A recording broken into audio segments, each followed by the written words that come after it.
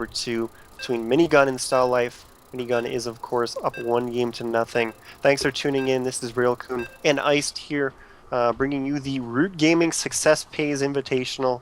Minigun with the 1-game advantage is 1 game away from getting that first $20. Of course, the money just does pile up as you go. First round, you win $20. If you win the second round, you get another $40 on top of the first 20. So you're up to 60. It just keeps adding up.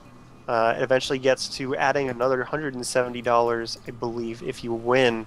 And coming out to a pretty good prize pool for the winner.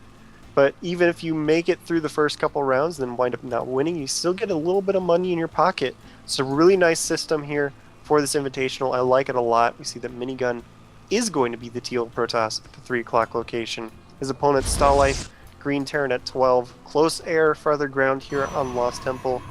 Going to be pretty standard spawns here. Not super close ground positions, but it's not cross positions as well, so it's not going to take them too long to get to each other's bases.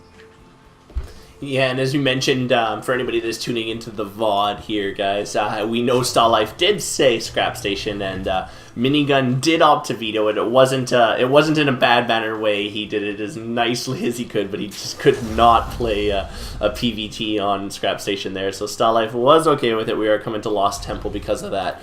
So Col.Stalife really needs to hang on here. He needs to pull something out, of course, as this is just a simple best of 3, as Railcoon mentioned. Want to again thank all of our awesome sponsors here for showing up. All of it is listed there: Nation Voice, Nerd Stomper, Justin TV, Kingston.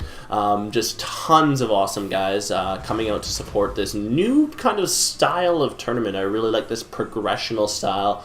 You just have to win games to get money, and that's what StarCraft should be like. So hopefully more people get to adopt this kind of mythology when you're doing your tournaments, and I'd love to see more following and more sponsors, more viewers come out. So thanks everybody for tuning in. Please check out our sponsors whenever you guys can, and it's super important as they're doing their part to get these games to you, get these tournaments, and as we see a gas steal from Minigun again, right on Col.Stalife.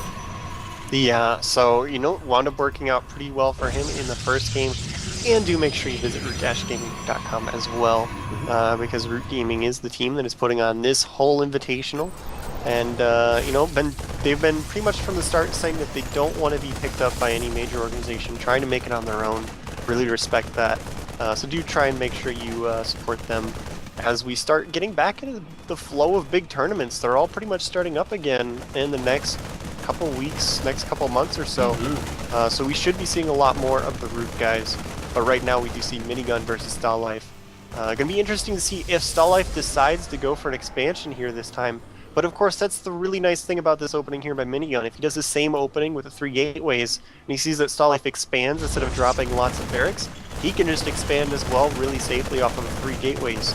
So this gas steal in the beginning really just limits Col.Stalife's options, and that's what's a really beautiful part about it. It slows down his tech if he wants to tech up too quickly, and basically gives Minigun a lot of comfort here in the early game, knowing he's not going to be as vulnerable if he does decide to play a bit of a macro game. So waiting to see. We do have 3 barracks here from Col.Stalife. Will he drop the 4th one? Haven't quite seen it yet. He does have this orbital command down, and there's a 2nd mule on the field. So if he does drop the 4th barracks, it should be relatively soon. Could be going for a little bit of a delayed expansion himself, doing a little bit, pretending he's Protoss, doing 3 racks expand. Maybe the barracks is down at the 6 o'clock position. It is hidden. So there's a ninja racks at the 6 o'clock position there. Col.Stalife throwing out a tech lab on that. So there are 4 racks. I saw it in production, and I was wondering where the heck it was. There it is in the 6 o'clock position. So Col.Stalife will do a similar 4 racks kind of 1 base style we saw last time. This time hoping to break. He is getting stim first, or a little earlier this time. So combat shields and stim will finish about the same time. I believe, in my personal opinion, Col.Stalife did have the ability to break Minigun on that first engagement. Should have waited for stim, as there was a very high amount of bio units out. Oh, yeah. Very limited amount of gateway units, so you need to make sure you have those critical upgrades before you engage the Protoss, especially when you have open ground, when you're not being zoned by those sentries. So StarLife's going to continue to produce from that lower hidden racks. So we'll see if Minigun's not really going to get wise to that. If StarLife can continue to control the middle, StarLife's going to push into the natural here. Minigun 3-gate. I'd expect Minigun to get robotics a little sooner this time. It got a little hairy for him, and he is going to gauge these little amount of units here. Wow. And StarLife's going to pull back. Really nice here by Minigun, because Stim just a couple seconds away from finishing again. And in the last time, Minigun really didn't get that good of force fields off, letting the majority of SPI's armies through. But like you said, since Stim wasn't done yet, he wasn't able to follow through with it. And Minigun catching these units right before Stim finishes is going to allow him to kill a lot of units. Nice force field on that ramp to prevent any more units from getting down here. This Marauder on the high ground has sort of revealed this hidden barracks up here, so Minigun's gonna move up here to try and clean what that are out. you doing over here? Why would you be running this way? So yeah, that is gonna reveal the fourth racks there. Out of position there by SPIlife is just gonna be really crucial, because now he's in quite a lot of trouble. He doesn't have the the nice core of 5 units that he really wants at this point in the game. His barracks will go down, but SPIlife is going to try and sneak into Minigun's base while his army's all down at the 6 o'clock location. Will he get there fast enough? I think he might wind up getting flanked here by the forces of Minigun, as right when he's pushing in, Minigun is pulling back. So if he can pull up a sentry, drop a force field on the ramp, then SPIlife will wind up being pincered here in the natural. He's got to be really careful as he's warping in more stalkers. He needs to get the hell out of here before the units of Minigun can get into position. But it looks like he will just barely be able to slip away. Very small window. Great proxy pylon for Minigun put up there at the gold expansion for SPIlife. He is going to be able to backdoor SPIlife as well. SPIlife taking way too many losses here, not getting the engagements that he wanted. Not waiting for Stim earlier on against SPIlife. I'm going to bug you next time I see you for that. It looks like obviously Minigun's going to clean up that basically the entire army of SPIlife. SPIlife's been reduced to 38 supply versus 50. Oh, it's getting neck and neck, but 58 versus 40. High ground advantage there for SPIlife. Minigun doesn't really care. He is going to pop around, and he is going to try to break the high grounds. SCVs coming again for SPIlife. They're going to soak a ton of damage. Walling that off, he's like, nope, I saw those SCVs. I'm going to pull back. 2 more racks being added to make 5 racks. The command center for SPIlife this time going down. SPIlife doesn't look like he wants to give up just yet. But he is falling quite a bit behind. He is he's neck and neck in terms of, again, resource count right now, but that's because of the 5 racks. But it's going to be very difficult as the Nexus now for Minigun will go down this time completely unchallenged. Robotics facility going down for Minigun, and he's going to be in a great position to get on to Immortal Colossus. And then if SPIlife is denied this expansion for long enough, he's just going to let the Terran leave the game.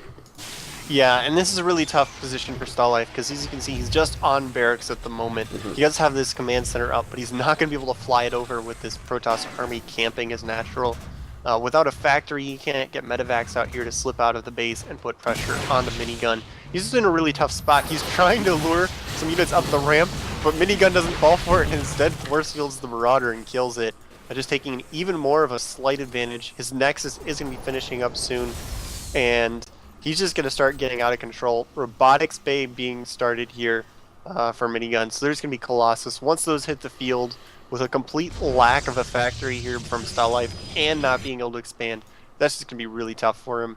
It's going to be really hard for him to get down this ramp as well, because he needs to try and get his army down the ramp to secure his expansion, but he not only doesn't have enough forces, he has to try and attack through this ramp while he will get force fielded. So this is just probably the worst situation SPIlife could be in at the moment. His worker count is pretty decent since he does have this second orbital command up, and he does have 2 mules. But he is going to send a small number of forces down here. They get force fielded and killed off. That gambit there by SPIlife trying to lure a force field didn't quite work out, just wound up throwing away those units. And this Minigun's just going to continue to pull farther and farther ahead. Yeah, reinforcements for Minigun. Zealous this time to be able to start shredding at those force fields. More and more units being thrown by SPIlife. Every Marauder, every Marine is immensely critical in this juncture of the game. He cannot continue this. Observer for Minigun has joined the front, so Minigun can see the base and see that it's all barracks, and all he has is a handful of bio at the top there. So Thermal Lance is coming down. The Observer will go down to a scan. Burns a Mule, so that every time a scan goes down, a Mule just cries in the back of the depot. So that's just terrible. Colossus coming up. It's going to have Thermal Lances trying to snipe these sentries. I see what that's what Col.Stalife is doing. He's just trying to snipe the sentries out. He's only got one left. They just reinforced with 2 more, but you can't sacrifice that many Marauders, that many Marines to get sentries. It just doesn't work like that. He's going to sack the bunkers. Here it comes. Here he's going to try to break it. The Colossus is coming over, though. It's rallied at the north part of the base there. Good spread by Minigun. A little bit of lag, and this is Col.Stalife's swan song right here. Yeah, he's sending the orbital command down to try and draw some fire right as he goes for it. Minigun's on top of it, force fielding blindly, knowing exactly what Col.Stalife was doing. Really well played there by Minigun. Where's the Colossus? It's just hanging up here in his base. He's going to wait for another one. Range upgrade's just about to finish. Once he's got 2 Colossus and that range is done, he can pretty much just sweep in and destroy Col.Stalife. So he's backing off for now, going to let Col.Stalife breathe a little bit. He blows another scan to make sure there's no observers, but at this point he doesn't even want to be muling his main anymore, because as you can see, yes. for that long has almost completely mined him out. Minigun is going to go for the rocks here, but Col.Stalife, realizing he's in so much trouble because he's mined out his main, going completely all in, bit by bit. Tower sees it all. Coming off the line. So Col.Stalife, going for it, but Minigun, like I said, has 2 Colossus with range. This is going to be really tough for Col.Stalife, but this is his only opportunity to do some damage. If he can somehow hope that he misses his force fields, then he might be able to get some damage in here. But he also needs Minigun to just sort of right-click his Colossus into his army as well. So needs to be some epic mistake for Minigun, and really well controlled here by Col.Stalife. So here he goes, he's blocking with the Workers and the Marines and the Marauders. Pretty good force field. Zealots tying up everything so they can't move into the Colossus. Colossus are just burning everything in Righteous Fire. And there's the GG from Col.Stalife. Minigun is going to win 2-0. Really well played by Minigun. He's going to advance, take $20 into his pocket, and we'll be moving on to our next series